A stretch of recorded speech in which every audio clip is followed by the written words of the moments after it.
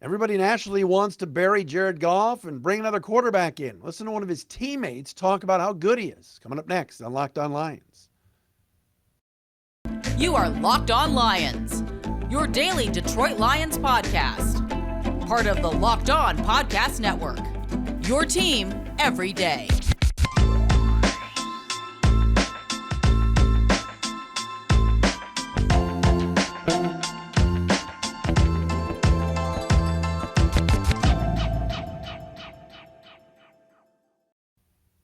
Happy opening day, everybody, here in the baseball town of Detroit. Yes, the Tigers did lose today, but it is a celebratory day on a Thursday, April 6th, and a Friday, April 7th. It's Locked On Lions on the Locked On Podcast Network.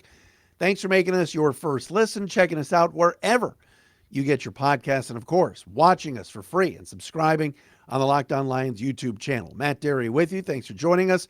Locked On Lions today brought to you by our friends at FanDuel. Don't forget to get that no-sweat first bet up to $1,000 when you join FanDuel today.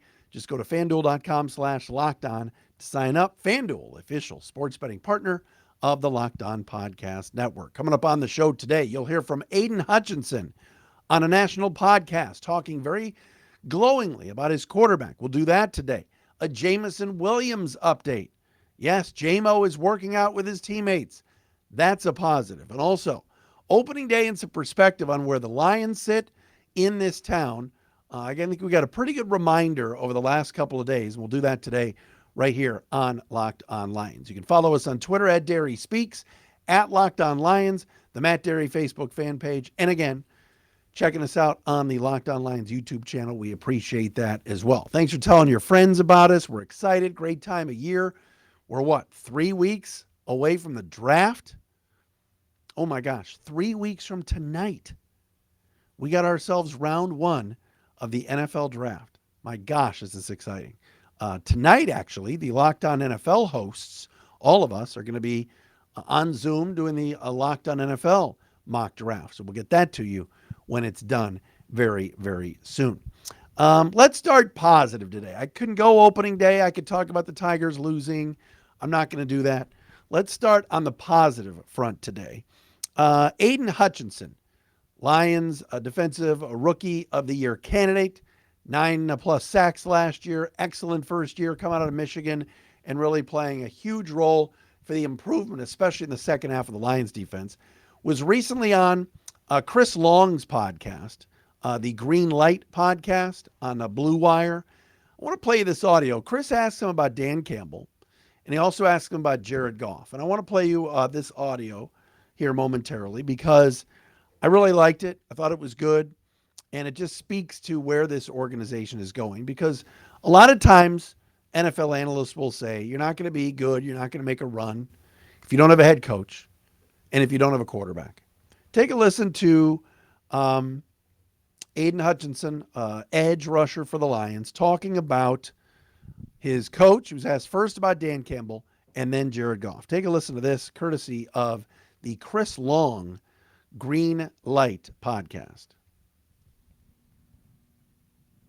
Oh yeah, I mean, every team meeting is such a treat, man. Being in one of those, I mean, just being a player, I'm just happy I got the privilege to be sitting in on some of those meetings, because he's pulling some analogy out and reworking it into some game time scenario. So yeah, man, I'm all about it. And what you see is what you get with Dan Campbell. Did you notice, like, as the year went on, situations where the player in him came out? Like, you know how you've got coaches that never played, and in certain scenarios, they might not know the right thing to say. But I know that one thing that he has as an advantage is his experience. Did that come out at different points during the year? Yeah, it does. It does. And it kind of gives you a different insight. Like, for example, I think we're sitting there near late end of the season when we were on fire, on this win streak. And we were in the team meeting, and he was kind of just like, well, boys, a lot of you guys may know this could be the only shot right here, that you'll ever be able to make a run in the playoffs, make it at the Super Bowl, because he understands how few and far between. You can have a great team and lose in the divisionals and the playoffs, and then that great team never gets to see it. But we were so on fire late in the season, and it was one of those things that I think we all believed we would have made a run in the playoffs. And having that kind of coach's insight, just kind of telling you that this could be the only opportunity to get to that Super Bowl, and I think we all understood that in that moment. How would you classify Jared Goff's personality? Because, he's a guy that's been criticized before. I've always been a big fan of his. I think he's handled every situation the right way. And it was really great to see him get a little bit of credit this year, because you guys had a good football team, but he was a big part of that. It wasn't like you just had so many weapons that you plugged him in and it was a system. I thought that he made some really nice throws. But as a leader, what's this guy about? What's he like in the locker room? Yeah, Jared's one of those guys that he seems laid back. When you see him, he's kind of the Cali boy with the, he's just kind of got that demeanor about him. But man, he's got so much attention to detail, and I've walked into the quarterback room a couple times, and just to hear them talk, because I like to hear how those guys think and stuff like that. And man, the way he breaks stuff down with defenses, even it's no wonder why he's picking defenses apart, especially last year. Man, he had a great year, and it was fun watching him. And I think he doesn't get the credit that he deserves a lot, and he's guy's a stud. Pretty good stuff there from Aidan Hutchinson on the Green Light Podcast, Blue Wire Podcast with Chris Long, who does a great job. Of course, the former world champion with the New England Patriots, played with the Eagles. I enjoy listening to him, and that's just awesome listening to Hutch talk about his coach and his quarterback so glowingly. And again, it speaks to the culture. It speaks to the fact that everybody seems to be pulling on the on that same rope and in the same direction. And one thing that really stood out to me with what Aidan was talking about was Dan Campbell telling the team at the end of the year, this could be your only shot, boys. Let's go for it. Let's get to the playoffs. We might never be in this spot again. And that tells you that the mindset in Allen Park at 2-2-2 has changed. It wasn't, yeah, guys, we're in year 2, enjoy it. If we make it, it'll be okay. Or, hey, let's take one at a time. Dan Campbell was saying, embrace it now, go for it now, and get into it now, because you may never taste it again. May never be there again. This group may not come back next year again as the same group. We may not have this team. Being in the present, but talking playoffs and Super Bowl and making a run, even in year 2, where last year was a dream for many of us as Lions fans, to see a team perform the way they did and play so well and win 9 games. But Dan Campbell wasn't good enough for him. He wanted more. He wanted the team to want more. He wanted to get to the playoffs. That's a mindset. I love it. I thought it was awesome to listen to. Interesting comment about Jared Goff. I want to talk about that as well coming up next. Told you earlier about FanDuel, the official sports betting partner of the Locked On Network, the NFL, the NBA. And folks, we had baseball played today. You got NBA playoffs coming up, NHL playoffs. No better place to get in on all this action than FanDuel, America's #1 sportsbook. It is. It's because right now FanDuel is giving new customers a no-sweat first bet up to $1,000. That's up to $1,000 back in bonus bets if your first bet doesn't win. Just go to FanDuel.com/lockedon and sign up today to claim your no-sweat first bet. Then you can wager on everything from the money line to point spreads to which team will be cutting down the nets at the end of the NBA season. All on an app that's safe, secure, and super easy to use. Don't miss your shot at that no-sweat first bet up to $1,000 when you join FanDuel today. Just go to FanDuel.com/lockedon to sign up. Make every moment more with FanDuel. All right, we're on a Thursday edition of Locked On Lions. Thanks for checking us out and, of course, watching us for free on YouTube. Please subscribe to the Locked On Lions show right here on YouTube. Subscribe to our channel. Watch us every day. Aidan Hutchinson was talking about Jared Goff. Did you hear the word he said that he used to describe Jared Goff? He said he was a stud. At the very end, he said the guy's a stud. And I'm not talking about stud like with the ladies or with his fiance or anything else. Stud quarterback. When was the last time anybody talked about a quarterback in this town that glowingly? Calvin Johnson talking about Matthew Stafford, or Tate, Nate, any of those guys talk about Stafford? Probably, right? But I don't think any of us thought that after Matthew Stafford was shipped out of town to the Rams and got his wish and was traded to LA, that we'd be hearing anybody talk about this quarterback as a stud. Bridge quarterback, fill in for a while until they draft their guy or whatever, placeholder. You've got his own teammates, and I know that they're his teammates, all right? They're going to be on his side, talking and calling him a stud, talking about him being a stud. That's again why I don't see any scenario where the Lions take a quarterback early. You know, the other day I was thinking maybe they'll take Anthony Richardson at 6, draft and stash him for the future, but I think this organization is married to this guy, and I think they're going to extend him after this year if he has a good year, and I think he's going to. With the way he's playing, with the way the offensive line's going, you're adding more weapons. Who knows? You could draft a tight end. You got Marvin Jones back. Marvin announcing yesterday he's going to wear the number 0. How about all of that? I think Jared Goff's going to be here for a while. His teammates are calling him a stud. So if that's the case, you want to draft a guy later on. We talked about that yesterday, and have a young backup that could be an up-and-comer. But Jared Goff is going to be here for a while, and his teammates are talking about it. Looks like a laid-back guy, but he's such a leader, and Hutchinson wanted to go into that quarterback room and hear what his quarterback had to say. Jared Goff performed, and if you've got the guy, and the guy fits what you're trying to do and fits the system and everything else with Ben Johnson, why would you mess with that?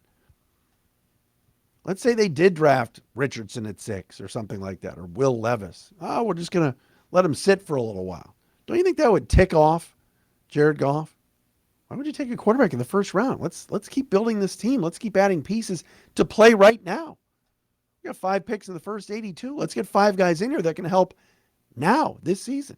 You draft Richardson or somebody like that at 6, they're not going to help right now. This team's poised to make a run and wants to make a run this year, in year 3 of the rebuild. Speaking of rebuilds, let me do this.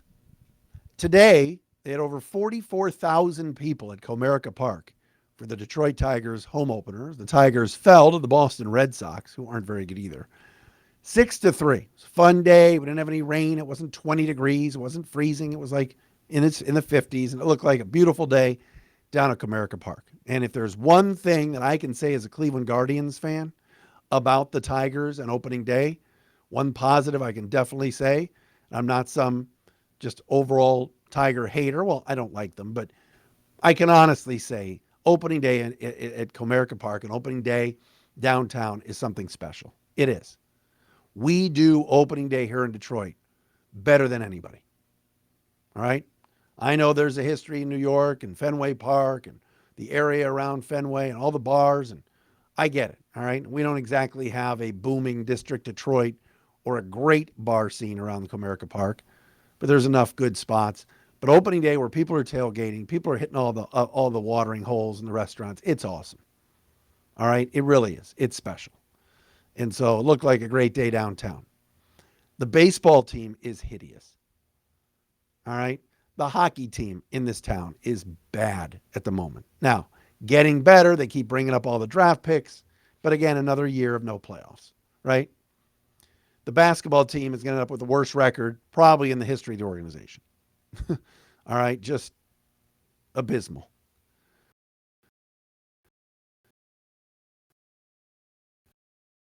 The Detroit Lions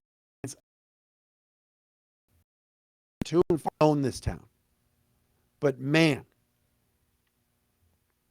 what is just so exciting is that the Lions have something going, and it's sustainable, it's consistent, And the path that they're on is visible to all of us. It's transparent. I don't know what the plan is with this baseball team. I have no clue what they're doing. Their young players aren't good. They're not signing any veteran players. Like, what's the plan? Watch them play. Yeah, they won a couple of games in Houston.